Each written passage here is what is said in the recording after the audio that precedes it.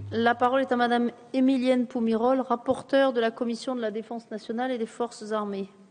Vous avez la parole, Madame la rapporteure.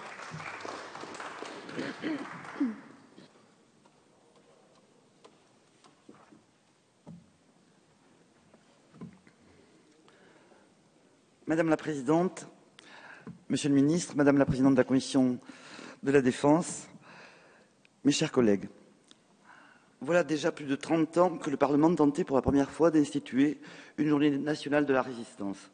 Dès 1979, en effet, une initiative a été prise en ce sens par Monsieur le député Philippe Séguin. Depuis, de nombreuses propositions de loi, amendements ou questions écrites ont été présentées sans jamais parvenir à leur stade ultime. Aujourd'hui, alors que nous venons de célébrer le 70e anniversaire de la création du Conseil national de la résistance, nous devons à M. Jean-Jacques Mirassou, comme l'a rappelé le ministre tout à l'heure, sénateur de la Haute-Garonne, la paternité de cette nouvelle initiative, adoptée le 28 mars dernier au Sénat, dans un climat de très large consensus, à 346 voix contre 2. Pourquoi instituer une journée nationale de la résistance alors que plusieurs rendez-vous du calendrier commémoratif sont aujourd'hui liés au souvenir de la Seconde Guerre, Tout simplement parce qu'aujourd'hui, aucun de ces rendez-vous ne permet d'en restituer tout le message. Bien sûr, l'appel du 10 juin, par exemple, constitue un événement fondateur, mais il symbolise avant tout la naissance de la résistance extérieure. Il constitue un appel aux forces combattantes à rallier l'Angleterre, mais non à préparer le retour d'un gouvernement légitime. De la même façon, d'autres dates ont pu servir à rendre hommage à ceux qui ont dit non, mais toujours sur une base éphémère ou précaire. Aussi, afin que l'hommage rendu à la résistance ne soit pas soumis aux aléas des dates anniversaires ou des circonstances politiques, il importe de l'inscrire dans la loi comme un événement en soi. C'est ce que fait cette proposition dans son article 1er. Une fois le principe de cette journée posé, l'article 2 précise que cette journée ne sera ni fériée ni chômée et qu'elle aura lieu le 27 mai. Que s'est-il passé le 27 mai 1943 ? Pour la première fois, se sont réunis sous la présidence de Jean Moulin les représentants de toutes les tendances politiques, des syndicats ouvriers et des différents mouvements de résistance nord et sud. Lors de cette réunion, il sera adopté à l'unanimité la répudiation de la dictature de Vichy, de ses hommes, ses symboles et ses prolongements, et la reconnaissance d'un gouvernement provisoire confié au général de Gaulle. C'est ainsi que la résistance intérieure et extérieure s'unirent pour la première fois. Le 27 mai, la France devint une nation alliée, elle prit sa place de grande puissance dans la guerre, elle ne fut plus uniquement une résistance extérieure, la France libre, elle devint une France combattante et souveraine. Il y avait désormais pour elle une chaise à la table des vainqueurs, siège encore aujourd'hui matérialisé au Conseil de sécurité de l'ONU. Rester dans le jeu des nations, éviter une annexion, et n'oublions pas le projet de Roosevelt de faire administrer la France libérée par un gouvernement militaire allié, ce fut aussi l'enjeu de l'Union. Selon les mots de Jean Moulin, le 27 mai constitue la première réunion d'une assemblée représentative de la France depuis la trahison de l'Assemblée nationale le 10 juillet 1940. Bien sûr, le Conseil national de la résistance n'était pas monochrome. Il réunissait des tendances de gauche comme de droite et sa mise en place demanda des mois. Mais toutes ces tendances sont accordées sur l'essentiel, l'urgence de l'Union, sous peine de tout perdre. Le général de Gaulle en avait fait le but premier de ce Conseil, le maintien de l'unité de cette résistance qu'il représente. Cette unification de la résistance a évité à la France les déchirements trop souvent observés des lendemains de guerre, en Grèce, en Yougoslavie, où l'obstination de chaque vainqueur ne permit pas de reconstruire un projet pour tous. Cette réunion de la rue du Four préparait donc la suite. La suite, ce fut le fameux programme du Conseil national de la résistance, adopté à l'unanimité le 15 mars 1944. Ce furent les bases philosophiques, les lignes politiques à tracer pour la reconstruction.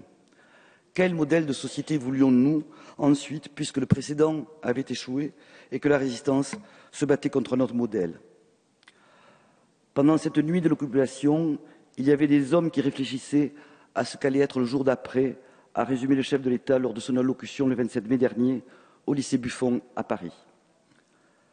L'œuvre du CNR tient donc aussi très largement au programme d'action qu'il établit et aux grandes réformes de l'après-guerre qu'il imagine.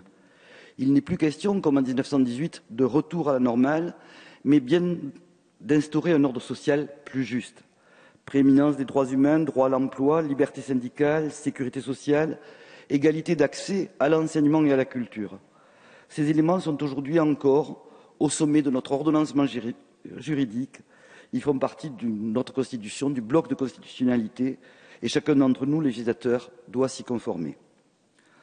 C'est à ces deux messages forts de la résistance, l'union pour le salut et l'affirmation de la dimension fraternelle et égalitaire de notre République, que cette proposition de loi veut rendre hommage. C'est dans ce sens qu'un très large accord existe pour fixer la journée nationale de la résistance le 27 mai, comme le fait l'article 2, et je rappelle qu'aucune des personnes auditionnées n'a mis en doute la légitimité de cette date ou suggéré une date alternative. Cette loi ne participe pas à l'inflation commémorative de ces dernières années, inflation liée à l'émergence d'intérêts catégoriels en matière de mémoire, comme l'a constaté le rapport Caspi. Elle prétend au contraire unifier la mémoire de la résistance en mettant en place des pratiques commémoratives communes. Elle ne vise pas non plus à faire dire à l'histoire ce qu'elle n'est pas, à imposer un prisme. Cette proposition de loi ne crée pas d'interprétation, elle ne dit pas l'histoire, la vérité historique. Elle est tout simplement une loi du souvenir, une loi pour ne pas oublier. Elle ne prétend pas non plus graver dans le marbre la nature de l'hommage. Elle laisse au contraire une grande liberté dans l'organisation de cette journée et il appartiendra au gouvernement de définir chaque année la façon dont il conçoit cette journée. Les lieux de mémoire ne manquent pas. Alors que beaucoup regrettent une certaine désaffection du public pour les commémorations, le choix original du président François Hollande d'échanger cette année avec des lycéens est peut-être un exemple à suivre. Mais plus que l'organisation d'une cérémonie nationale, cette proposition de loi vise, dans son article 3, à associer les établissements scolaires au souvenir de la résistance. La résistance est abordée à 3 reprises dans les programmes scolaires, en 3e, en première et en terminale.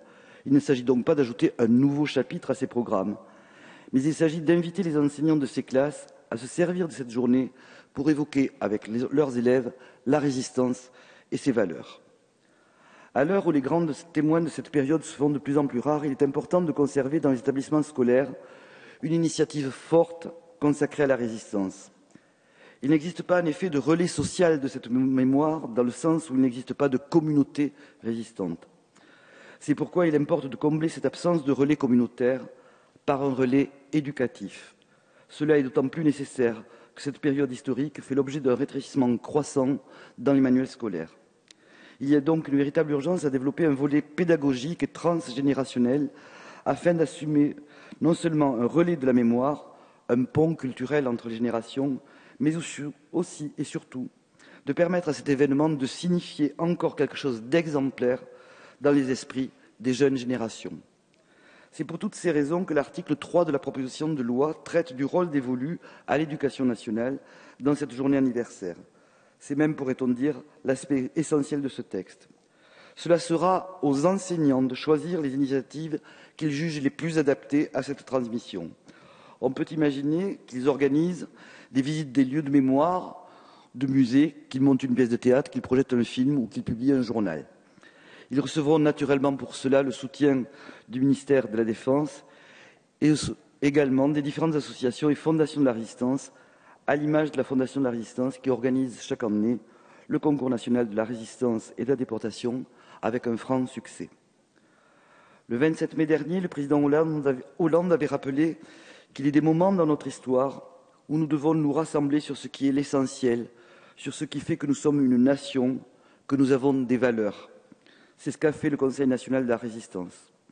Ce message d'unité, de rassemblement autour de valeurs partagées, sera rendu, je l'espère, par la très grande majorité d'entre vous.